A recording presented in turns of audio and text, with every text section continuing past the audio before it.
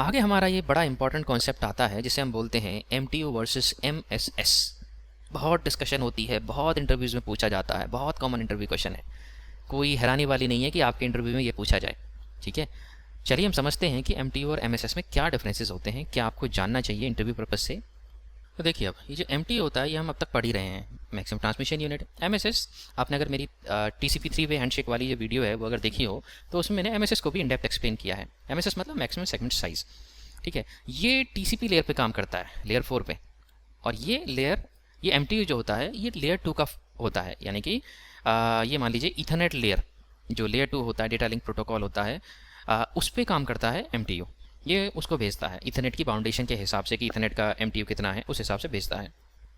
ठीक है, अब यहाँ पर जो कॉमन डिफरेंसेस जो आपको बताने हैं जब कोई आपसे इंटरव्यूज़ में पूछे, तो सबसे पहला तो यही है।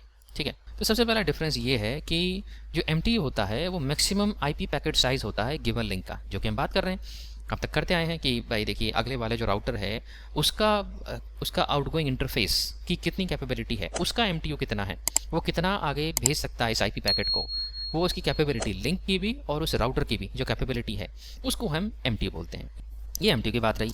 यहीं पे अगर MSS की बात करते हैं, ये मैक्सिमम TCP सेगमेंट साइज़ होता है। अब TCP जो सेगमेंट साइज़ होता है, ऊपर से एप्लीकेशन लेयर से डेटा आता है, सेशन और प्रेजेंटेशन लेयर जो होती हैं उनकी फॉर्मेटिंग वगैरह करती हैं। यहाँ पर जब TCP लेयर के पास, ट्रांसपोर्ट लेयर के पास जब डेटा आता है तो वो अपने हिसाब से एक सेगमेंट बनाता है जिसका साइज़ जो होता है वो इतना मैक्सिमम होता है कि उस डेटा को अगली लेयर यानी कि डाउन वाली लेयर, नेटवर्क लेयर तक आराम से पहुंचाया जा सके। यानी कि largest segment size that a TCP is willing to receive from its peer end. और जो भी सबसे बड़ा साइज होगा, मतलब एक जो राउटर है या एक जो सोर्स है वो कितना मैक्सिमम साइज TCP साइज भेज सकता है, सेगमेंट का साइज। तो ये जो वैल्यू होती है MSS, ये कभी भी नेगोशिएट नहीं होती दोनों पार्टीज़ के बीच में, यानी कि जो सोर्स है और डेस्टिनेशन है। ये कॉन्सेप्ट मैंने डिस्कस किया है TCP 3-वे हैंडशेक वाली वीडियो में, आप उसको जाके ज़रूर देखना। तो जो एक सेंडर है, एक डेस्टिनेशन है, उनके बीच में MSS वैल्यू कभी भी नेगोशिएट नहीं होती है। MSS वैल्यू का सिर्फ इतना सा मतलब होता है कि जो रिसीवर है वो सेंडर से बताता है कि भाई साहब, मेरा जो मैक्सिमम लिमिट है एक्सेप्ट करने की, कि मैं इतना बड़ा सेगमेंट एक्सेप्ट कर सकता हूँ, मेरी इससे ज़्यादा कैपेबिलिटी नहीं है। वो ये नहीं बोल रहा कि हम दोनों नेगोशिएट करेंगे बैठ के कि भाई ठीक ठीक लगा लो, इतने में होगा, उतने में होगा, नहीं। उसने सिर्फ अपना कंडीशन बताई है कि मेरी इतनी लिमिट है, मैं इतनी इससे बड़ा सेगमेंट एक्सेप्ट नहीं कर सकता, आप भेजना भी मत। ठीक है, तो उसको हम बोलते हैं मैक्सिमम सेगमेंट साइज। तो ये नेगोशिएशन नहीं होता, इस चीज़ का आपको ध्यान रखना है।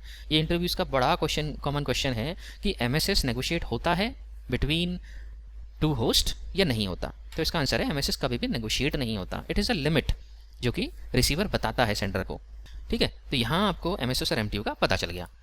आगे देखते हैं, MTU से जो भी पैकेट बड़ा होगा वो फ्रेगमेंट हो जाएगा। ये तो सीधी सी बात है, MTU का फंडा यही है।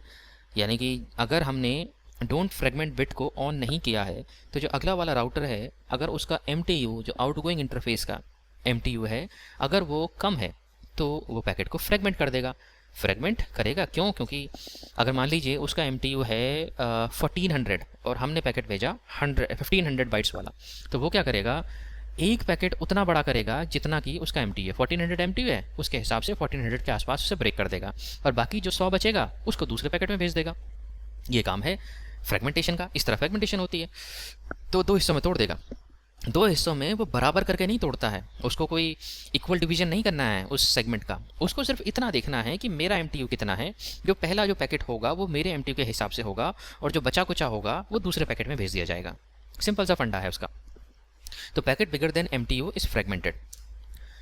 Packet exceeding MSS are not fragmented, simply discarded. अब ये चीज़ आपको ध्यान रखनी है, MTU से बड़े तो फ्रेगमेंट हो जाते हैं, लेकिन MSS से जो बड़ा होगा वो फ्रेगमेंट नहीं होगा, वो सिंपली डिस्कार्ड ही हो जाएगा। क्यों?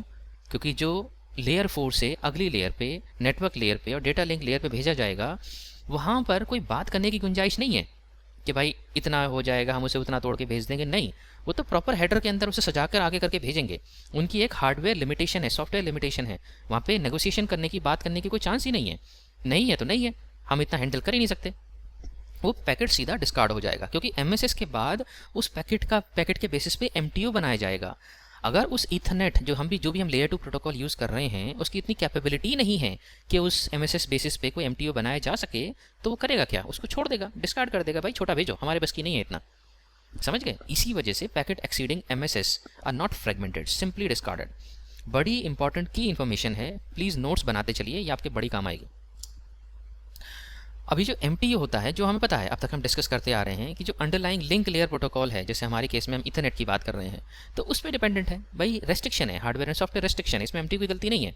तो जो नेटवर्क की कैपेबिलिटीज़ होंगी उसके बेसिस पे ये MTU होगा डिपेंडेंट, ठीक है। लेकिन जब हम MSS की बात करें तो MSS MTU से डिराइव होता है।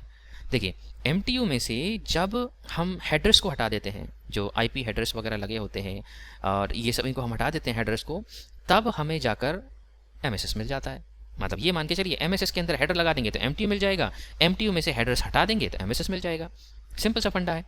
ये देखिए वही वाली चीज़, MTU क्या होता है, जब हम MSS के अंदर IP और TCP हेडर्स को ऐड कर देते हैं तो MTU बन जाता है। ऐसे MSS में से जब MTU में से हम हेडर्स को माइनस कर देते हैं तो MSS बन जाता है। सिंपल सा कॉन्सेप्ट है। अब ये वाला